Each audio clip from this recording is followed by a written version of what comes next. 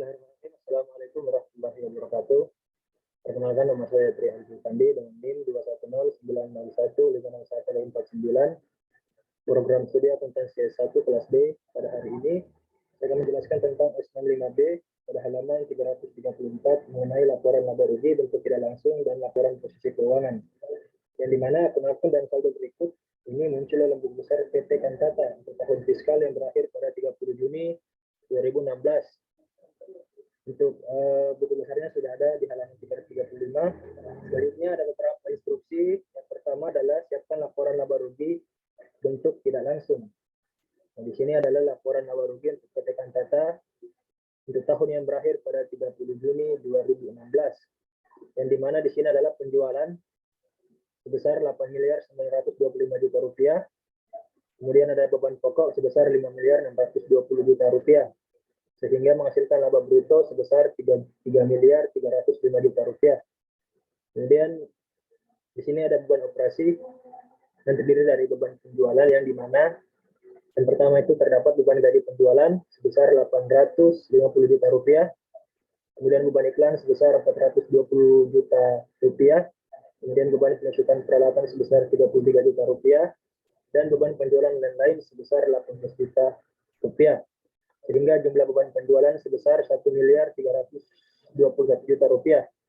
Kemudian ada beban administrasi yang dimana terdiri dari beban gaji kantor sebesar 540 juta rupiah, beban sewa sebesar 48 juta rupiah, beban penyusutan peralatan kantor sebesar 10 juta rupiah, beban asuransi sebesar 24 juta rupiah, kemudian beban perlengkapan kantor sebesar 4 juta rupiah, dan beban administrasi lain-lain sebesar 6 juta rupiah, sehingga total beban administrasi sebesar 632 juta rupiah.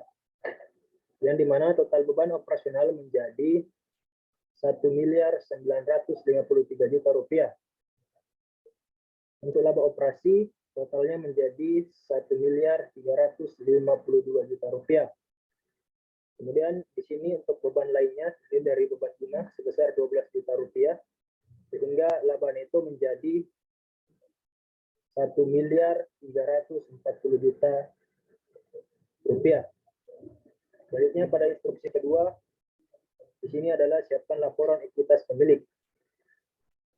Berikut ini adalah laporan ekuitas pemilik untuk PT Kantata untuk tahun yang berakhir pada 30 Juni 2016. Di sini ada modal gali standar pada tanggal 1 Juni 2016 sebesar 431 juta rupiah. Kemudian ada laba neto tahun berjalan sebesar 1.340.000 rupiah. Mohon maaf, 1.340 juta rupiah. Kemudian di sini dikurangi penarikan sebesar 300 juta rupiah, sehingga pada kenaikan ekuitas pemilik sebesar 1.040 juta rupiah. Di sini ada juga modal gali Iskandar per 30 Juni 2016 sebesar 1.471 juta rupiah. Selanjutnya pada laporan instruksi yang ketiga adalah siapkan laporan posisi keuangan dalam bentuk laporan dan asumsikan bahwa porsi wesel bayar jangka pendek adalah sebesar 7 juta rupiah. Ini adalah laporan posisi keuangan untuk PT Kantata per 30 Juni 2016. Di sini adalah aset yang terdiri dari aset lancar, yaitu kas sebesar 92 juta rupiah, piutang usaha sebesar 450 juta rupiah, persediaan sebesar 375 juta rupiah, perlengkapan kantor sebesar 10 juta rupiah, asumsi dibayar di muka sebesar 12 juta rupiah, sehingga jumlah aset lancar sebesar 939 juta rupiah. Yang kedua adalah aset tetap yang terdiri dari peralatan toko sebesar 650 juta rupiah, dikurangi akumulasi penyusutan peralatan toko sebesar 87 juta 500.000 rupiah. Kemudian di sini ada peralatan kantor, di sini sebesar 220 juta rupiah. Kemudian di sini dikurangi akumulasi penyusutan peralatan kantor sebesar 58 juta rupiah. Sehingga di sini jumlah aset tetap sebesar 724 juta 500.000 rupiah. Sehingga total jumlah aset baik itu aset lancar maupun aset tetap sebesar 1.6 rupiah. 1.663.500.000 rupiah. Untuk liabilitas di sini liabilitas jangka pendek ada utang usaha sebesar 48.500.000 rupiah. Kemudian wesel bayar sebesar 7 juta rupiah, ada utang gaji sebesar 4 juta rupiah.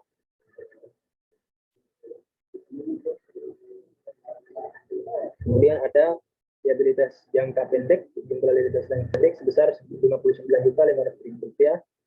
Kemudian liabilitas jangka panjang yang terdiri dari wesel bayar sebesar 133 juta rupiah. Kemudian jumlah liabilitas di sini sebesar 192.500.000 rupiah. Kemudian untuk laporan ekuitas pemilik di sini ada modal Iskandar sebesar 1.471.471.000 rupiah dan total atau jumlah liabilitas dan ekuitas pemilik sebesar 1.663.500.000 rupiah. Selanjutnya instruksi terakhir, jelaskan secara singkat poin A, bagaimana perbedaan laporan laba rugi bentuk tidak langsung dan bentuk langsung. Dan poin B, bagaimana perbedaan laporan posisi keuangan bentuk laporan dan bentuk akun. Untuk poin A, bagaimana perbedaan laporan laba rugi bentuk tidak langsung dan bentuk langsung. Perbedaan laporan laba rugi bentuk tidak langsung dan bentuk langsung adalah laporan laba rugi multiple step atau laporan laba rugi dalam ini melaporkan informasi yang lebih lengkap. Setiap elemen dibagi lagi menjadi beberapa kategori seperti pendapatan dibagi menjadi pendapatan operasional dan non operasional dan lain-lain.